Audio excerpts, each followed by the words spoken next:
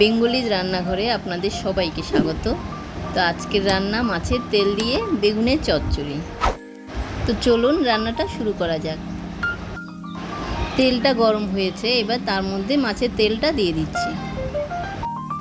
মাছের তেলটা একটু নাড়িয়ে নিচ্ছি, কারণ এর থেকে একটু তেল বেরোয়। 1 মিনিট নাড়িয়ে নেওয়ার পরে দুটো মাঝারি সাইজের পেঁয়াজ কুচি করে রাখা এর মধ্যে দিয়ে দিচ্ছি।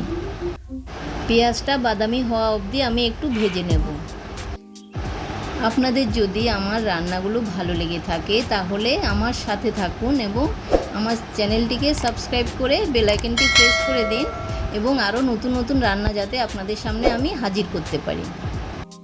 পেঁয়াজটা ভাজা হয়ে গেছে, এর মধ্যে আমি এবার ডুমু ডুমু করে কাটা বেগুনগুলো এর মধ্যে দিয়ে দিচ্ছি। মিডিয়াম আঁচে বেগুনটিকে কিছুক্ষণ ভেজে নেব। যদি রান্নাটা ভালো লেগে থাকে তাহলে আজকের ভিডিওটিকে শেয়ার করুন, লাইক করুন এবং কমেন্টে জানাতে ভুলবেন না যে আজকের রান্নাটি আপনাদের কেমন লাগলো। চিড়ে রাখা 5টা লঙ্কা এর মধ্যে দিয়ে দিচ্ছি এবং তারপর বেগুনগুলোকে আবার একটু ভেজে নেব।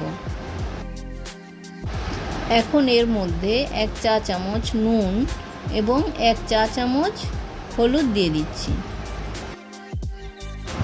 নুন হলুদ দিয়ে এটাকে আমি আরেকটুখানি ভেজে নেব এবং এর মধ্যে আর কোনো রকম মশলা পড়বে না। খুব সিম্পল একটা রান্না। এবার লো টু মিডিয়াম আছে রান্নাটিকে 10 মিনিট ঢাকা দিয়ে হতে দেব।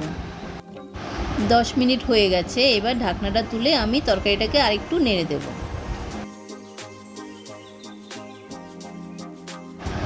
আরও 10 মিনিটের জন্য ঢাকা দিয়ে রান্নাটাকে হতে দেব। 10 মিনিট হয়ে গেছে, আমি ঢাকনাটা তুলে আবার একটু নেড়ে দেব।